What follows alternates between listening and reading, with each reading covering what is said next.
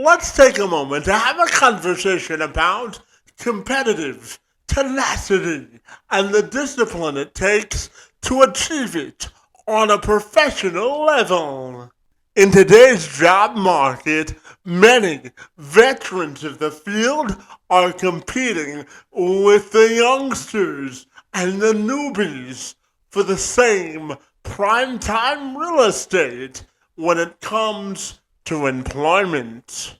According to a new study conducted by the Harvard School of Business, it found that 37% of employers value experience as the most important qualification over educational acumen. With this in mind, there's no doubt that the field of sports broadcasting has gone through monumental changes thanks in large part to new technology and the advancement of streaming services. And veterans of the industry are no doubt competing with the new young guns for the same prime time real estate and notoriety from employers because they're not ready to put down their respective microphones, which makes it vitally important to consider investing in qualified media training to give yourself a leg up over the competition. That's where my friend Carol Voronyak comes into play. She spent 17 years roaming the halls of ESPN as their director of talent recruitment and negotiations. And now, in her latest professional career chapter, she's transitioned to become a broadcast media coach and consultant, and the founder and CEO of Leading the Way Talent, where she assists on air media talent, coaches, and athletes to elevate their on air performance to achieve sustainable career advancement. And Veronyak joined me this week to have an in-depth discussion about how aspiring broadcasters of any type can develop confidence to ace interviews, improve their on-air performance, and she even provided her insightful insights on the future of the industry and where it's going from here. I'm Kevin McShann. Let's have this conversation.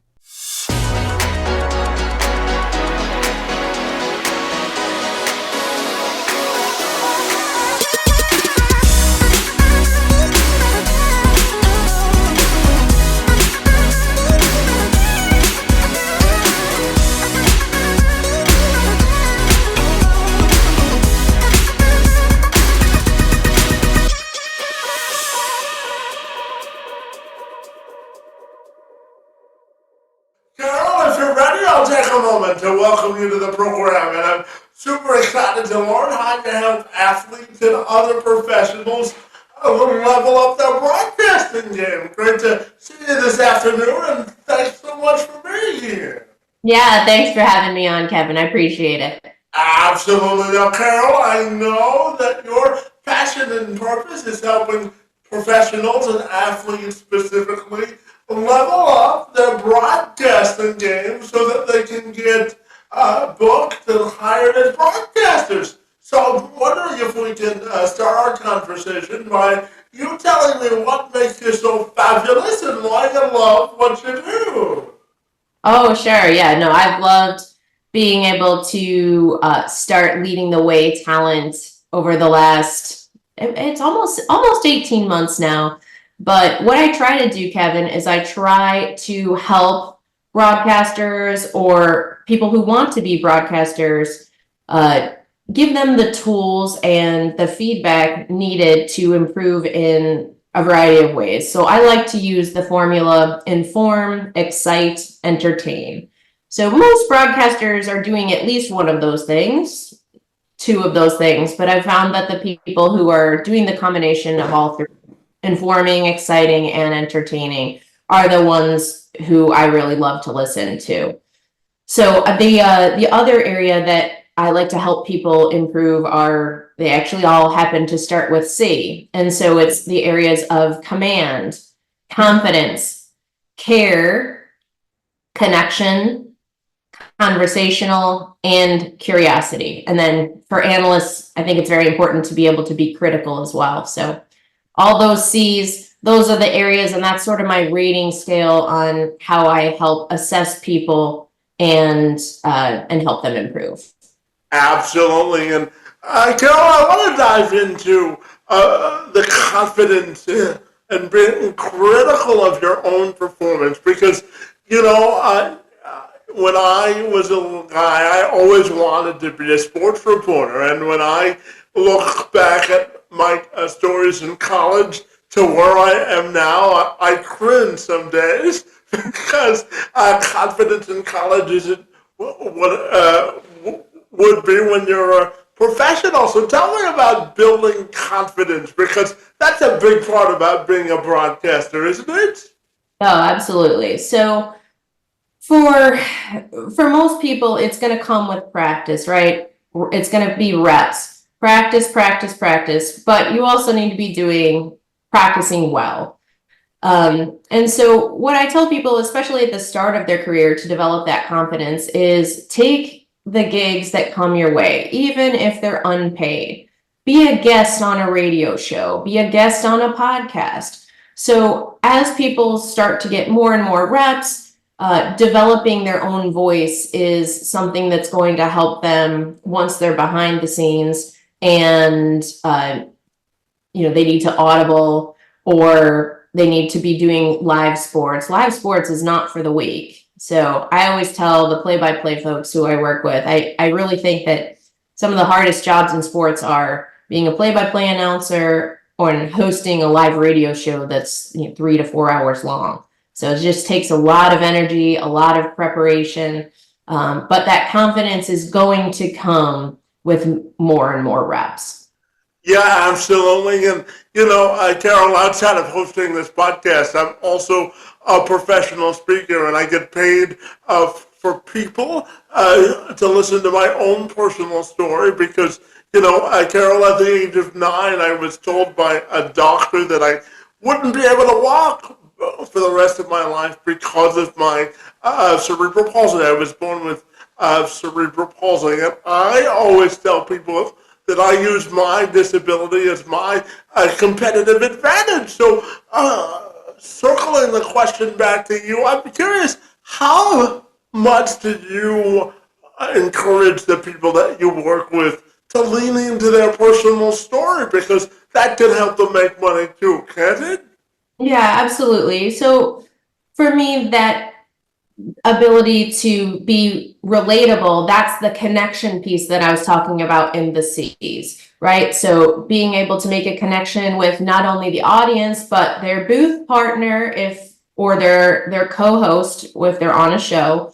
But just that human element that makes people, that likability factor. When you listen, I've heard the pastor at a church that I have attended say it's hard to hate people up close. So as you get to know people more and as you let people in, be vulnerable as a broadcaster, I think that you'll see that authenticity and ability to humanize yourself will help you as you progress. Yeah, absolutely. And I'm sure you would agree the ability to tell a story goes a long way to being relatable as a broadcaster. Would you agree with that? Yeah, absolutely. Yeah, absolutely. And, I know, Carol, you spent some time as a former ESPN executive, and with that corporate experience, with you now being a consultant, I'm wondering how that experience at ESPN really helps you to provide the clients you work with the inside advantage of what gets broadcasters hired today. I'm curious to get your thoughts there.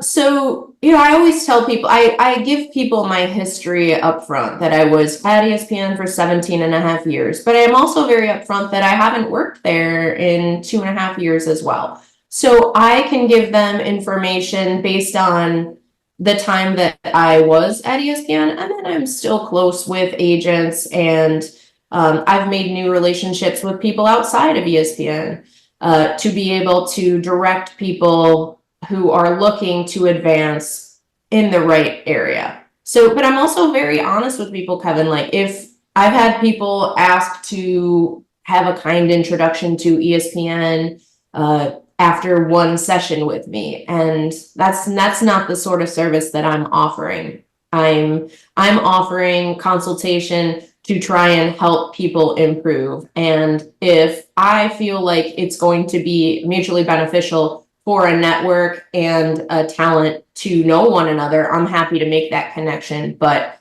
that's not something that I'm going to accept a fee for. Yeah, absolutely. And you brought up the importance of building authentic relationships. So, when you're in the broadcasting space, what do you think the steps are to building authentic and meaningful relationships?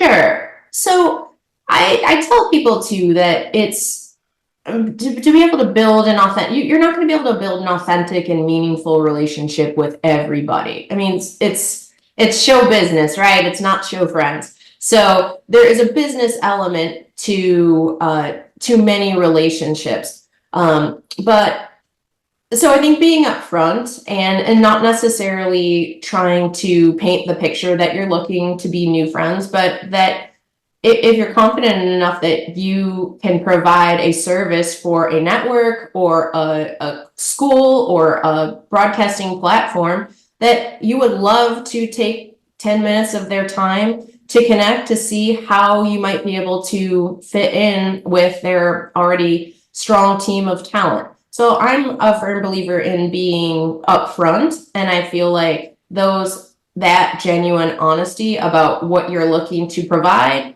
and what you're looking to get in return will always be appreciated on the other end. Yeah, and Carol, I'm also curious to ask you about with the advancement of streaming services and really everyone having such a digital first mindset now in terms of the broadcasting world. I'm wondering your thoughts on how the industry has changed in terms of offering opportunities for broadcasters to really excel, especially considering with the changing landscape of how people consume their broadcast sports. So how it's changed because there's more, right? Like I had actually just had a student ask for my perspective on how the industry has changed over the last 20 years. And I had sort of identified the smartphone as a really big, I don't know, what was the catalyst in moving networks towards what would now be streaming services. The expectation that everybody has a phone in their pocket and therefore is able to create content really at any time and able to consume content at any time.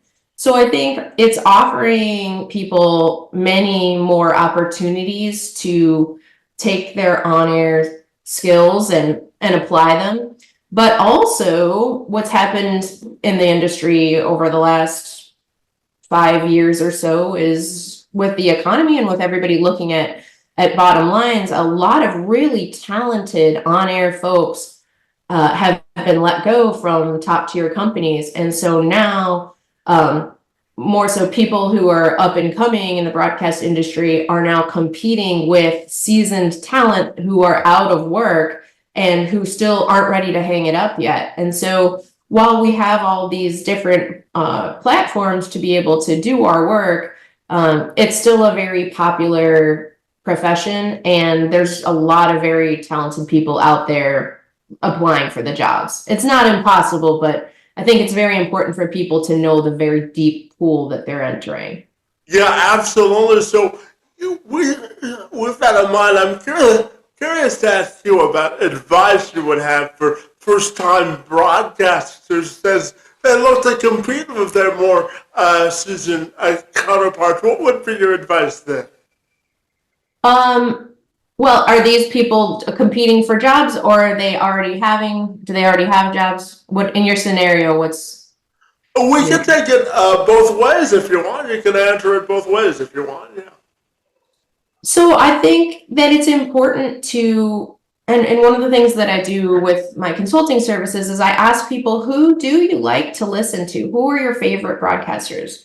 I think it's important to identify the people that you don't necessarily want to copy and be, an exact version of, but it's important to identify the people who you respect on air. And so I think that reaching out to those people, and you're talking about earlier, talking about genuine relationships, authentic relationships. Compliments feel nice from anybody. So I think that there's something to be said for reaching out to somebody who you think does a really nice job and saying, "Hey, I really enjoyed listening to you. Would you have 5 minutes to talk? And if not, I just wanted you to know that you do a great job." So I think that's a way that green talent and seasoned talent can coexist. Um, and I think when you're working together, uh, it's just like any team, right? Like I've got a U8 soccer team right now that I'm trying to work out one kink between a few players, and in order for a broadcast to be super special, there has to be that chemistry between the on-air folks. So I don't think that chemistry is developed only during the time on air. I think getting to know people off air so that you're able to joke a little bit, maybe off camera, behind the scenes. And so for me, I like feeling like I'm a fly on the wall at a table for two when I listen to a great booth pairing, or when I'm watching two people who really interact well at the desk. And like I said, that doesn't come from only just sitting down and being like, "Hello, hey, nice to see you today. We're gonna go and kick butt." There needs to be some relationship building off air to develop that on air presence. Yeah, absolutely. And, Carol, I know you also help broadcasters or at least advise them on contract negotiation. So I'm curious to ask you about really knowing your value as a broadcaster when you go to the negotiating table. So, what are your advice, or what do you tell clients about negotiating a fair contract? Sure. So, full disclosure, I am not an agent, and I have a lot of respect for the agents who are in the industry. It's a grueling process that's part a psychologist, part lawyer, part, industry expert. But for me, when people come to me for contract negotiation consultation, I try to have them gather up the facts of why they think they deserve X, Y, or Z. It's hard to argue with facts. It's also hard to argue with comps of if they know what other people who are doing similar job make. And I think knowing the person who you're going to be negotiating with is, it's like I said earlier, it's hard. Going in with a combative stance is not ideal. I think going in with I studied under Ron Shapiro, who was a longtime agent and negotiation expert, and his style is win-win, with a capital W in one win and a lowercase w in the other. So if you can go in with that win-win mindset, here's what I'm looking for. What can you give me? And sometimes there are going to be people on the other end who are hiring who are totally hamstrung on the dollar amount. But maybe trying to be creative and thinking outside the box is, what are some other things that are really important to you? Is upgraded air travel really important? Is your title really important? Are there other things that don't necessarily cost a salary bottom line that could be moved? And sometimes the answer to that is no. Like sometimes you're going to have to just accept that this is what it is, and you're going to go down swinging. But just remember that once the contract negotiation is over, you're still going to see that person and again, and hopefully for you, you're going to do many negotiations with them. So it's important not to burn bridges over what might be $5,000. I think having a long-term perspective is important as you go in. And so you see, this is why people pay an agent, or an advisor to do the dirty work, because it can be scary, but it doesn't have to be. Yeah, absolutely. And Carol, I want to revisit the whole concept of diversity, equity, and inclusion, and really diving into that in terms of allowing people that look like me who have disabilities to have a sustainable career within the broadcasting industry. What do you think it's going to take to really have the mindset among executives to really diversify their workforces? What are your thoughts there? Sure. So, coming from ESPN, when I was there, two folks that were hired, Jason Benetti, and are you familiar with Jason?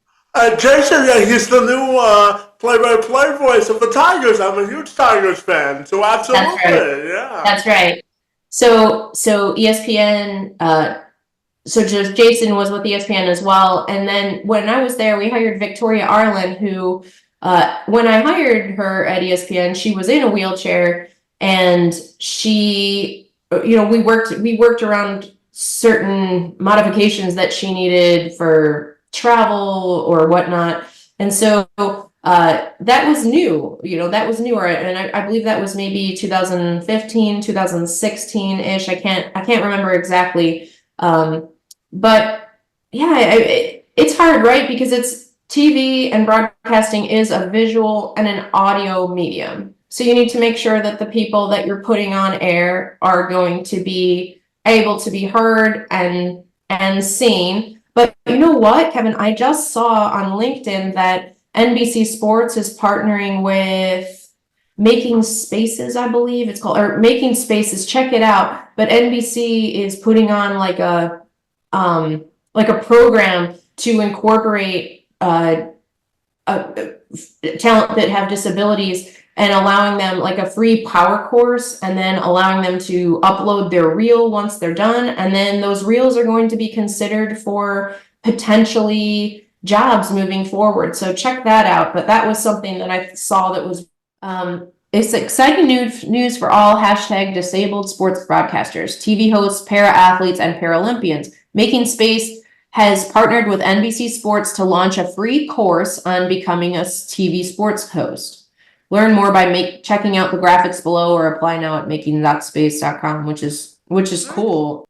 Yeah, absolutely. Absolutely. It's important to have people who are, that represent your fan base, and not everybody who is watching athletes are, could step out onto the field. So it's important to have people who look and sound like the fan base that you're trying to reach, for sure. Yeah, absolutely. And and as a consultant, Carol, I know that a large part of what you do is providing a feedback to the people that you work with, in sort of a talent analysis situation or standpoint. So I'm curious to ask you about how important is it for you to work with people who can accept the constructive feedback as a way to grow? How important is that to you?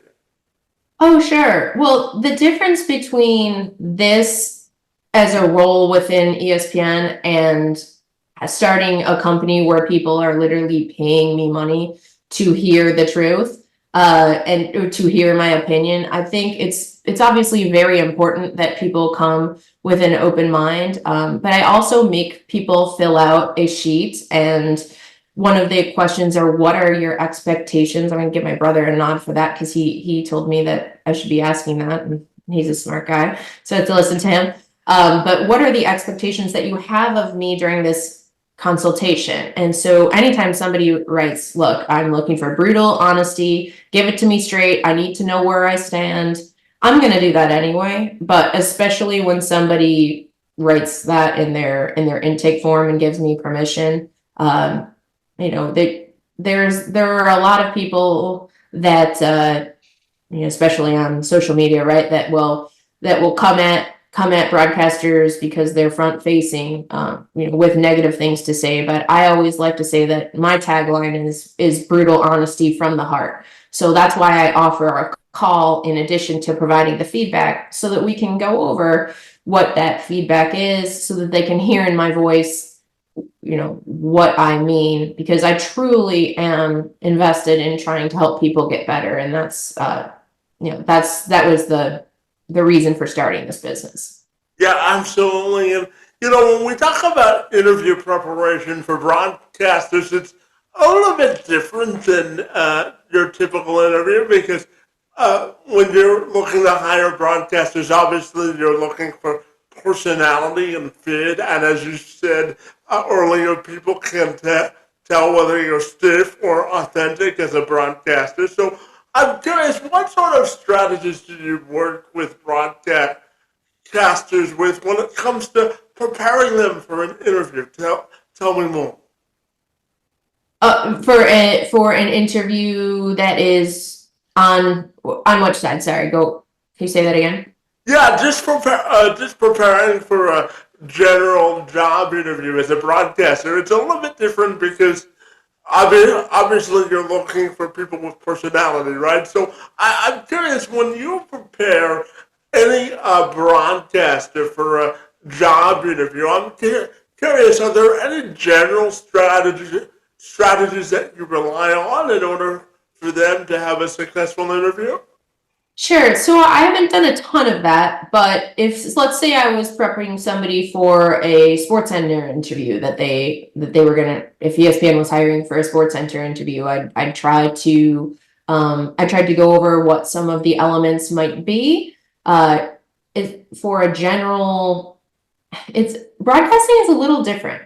There's not this one interview that's going to get you the job, right? Like it's like you might be called in for an audition, but oftentimes people are hired off their previous work. So the prep work, they're I guess I would have them focusing on the news of the day and ability to call a highlight, the ability to be conversational if the audition was going to be with a co-host, and you know, to make sure that they just have a command of the information and understand that the style of which, like CBS and sports have two, or sorry, CBS Sports and Fox Sports have two different styles, right? So there's a reason why you see Gronk on Fox, and there's a reason why you see other people on CBS. So understanding the style that is more akin to the network is important as well. Yeah, absolutely. And you know, I asked you about people with disabilities earlier and creating more spaces for them, and I'm also curious to ask you the same question about making sure that women have a chance to excel in the broadcasting industry at large. What do you think is the key to making more women visible in broadcast roles? So I actually think women are very visible in broadcasting right now. If you look across almost any desk, you will see at least one, if not two women sitting on set. I was watching the national championship, and that was awesome to see. I believe it was 6 women sitting at the desk. So I feel like we've come really far as an industry in incorporating women, and ideally you want the best person for the job. So if that is going to be a woman, or if that's going to be a man, if that's going to be an individual with a disability, sports fans can spot a fake, right? So I think that we've come far in being able to open the door for people, and you know, we've given people a great platform to be able to be known and to be great And so as long as those doors continue to stay open, I think we'll continue to see a wide range of diversity and both gender and color across the on air.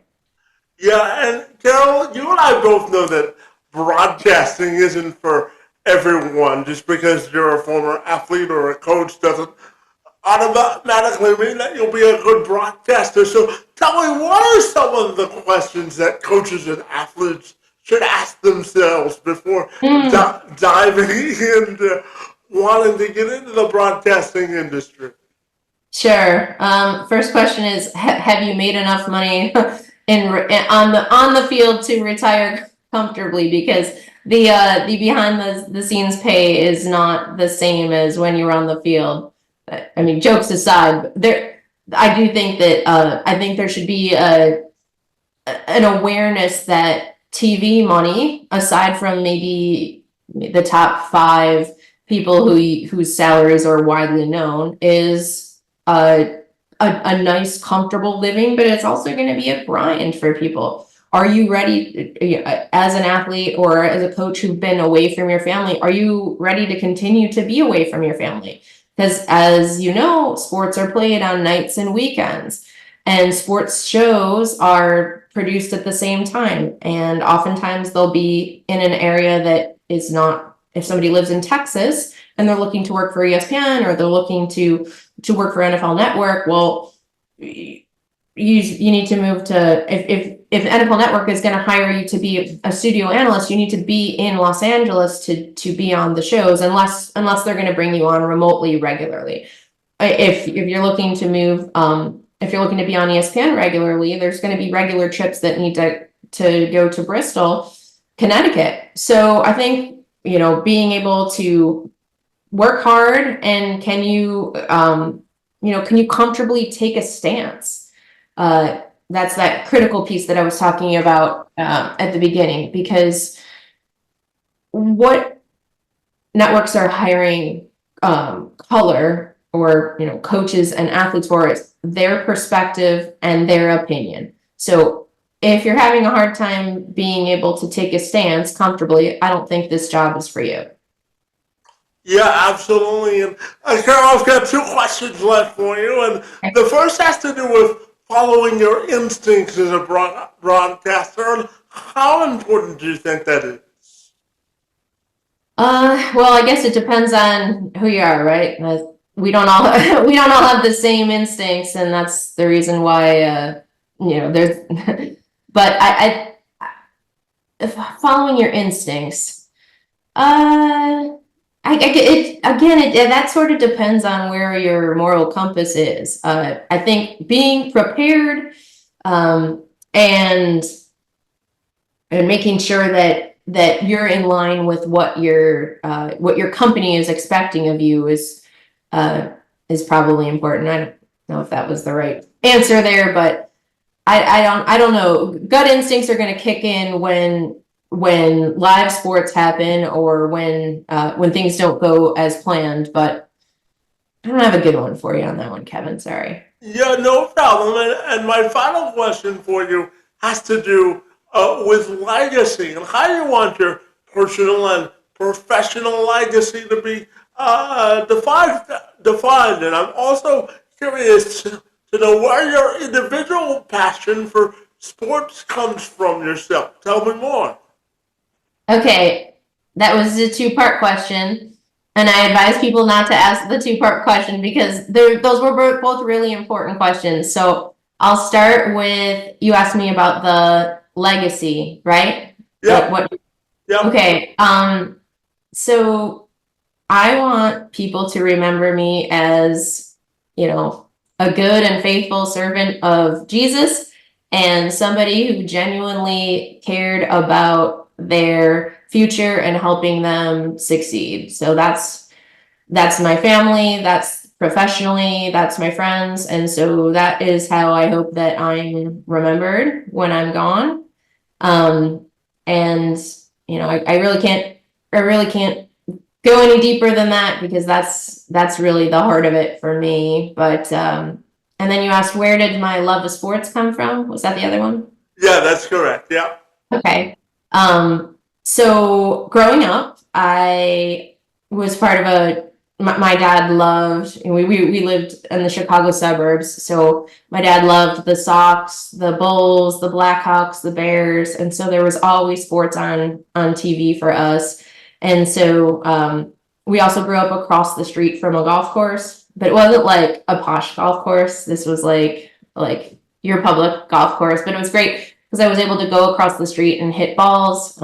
I played golf in college, so that led to me being able to get the opportunity to work for ESPN. But my mom was really supportive of us in our childhood sports. I played golf, basketball, soccer, softball, volleyball. I think that was it in terms of the teams that I played on. But my husband played hockey growing up and ran track and then played football in college. And he's coaching my little son in baseball now. And I coach all three of my children in soccer. So sports has been a fabric that has been weaved very intricately throughout my life. And sports are fun, right? Like sports are fun. They're a great, they're just great to learn about life skills and working together on a team and winning and losing. Those are all things that are going to happen a lot in life, and somebody's got to win and somebody's got to lose. But it's that real life drama that is an unscripted drama that comes in every sports game that has drawn me in and kept me there and probably will keep me there for the rest of my life. Yeah, I always say that sports is a bonding agent that brings everybody together, no matter what Mm-hmm. background you come from, right? Mm-hmm, absolutely. Who are your teams, Kevin? You said the Uh, Tigers. yeah, so I'm a Tigers fan. I'm a long-suffering Detroit Lions fan, but Oh, they so close this year. they had they were 30 minutes away from the Super Bowl, and I'm over it. Can't you tell? No, I'm only kidding. That's okay. And the draft is in Detroit this weekend, so I'm Right. excited about that. Right? So Yeah, yeah. absolutely. So yeah, just before we end, I'll tell you that my lot in life was to be a sports reporter, and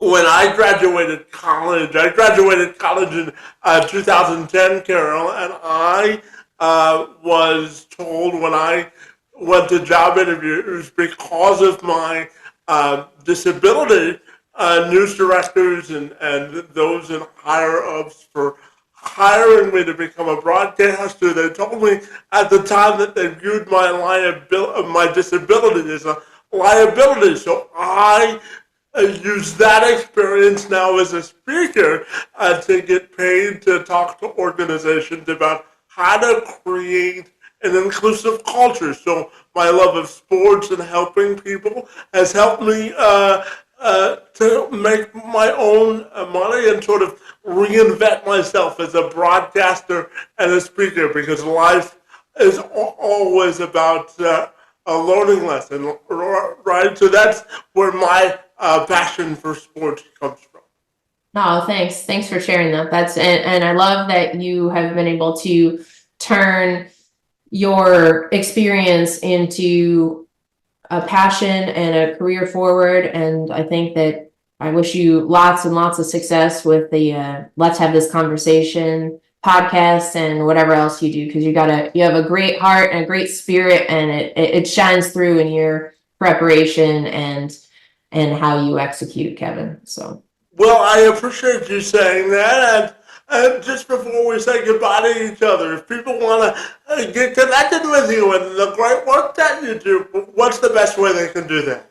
sure. So probably the easiest way is to find me on LinkedIn.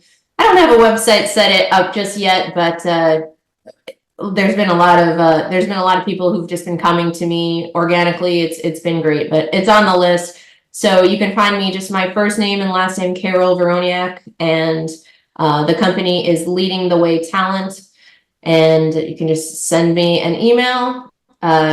find me on LinkedIn, find me on the other socials, and I am accepting new clients, and I truly do love being able to help people, whether that's creating reels for people, providing feedback and analysis, helping you with a tricky industry question, or allowing you to pick my brain.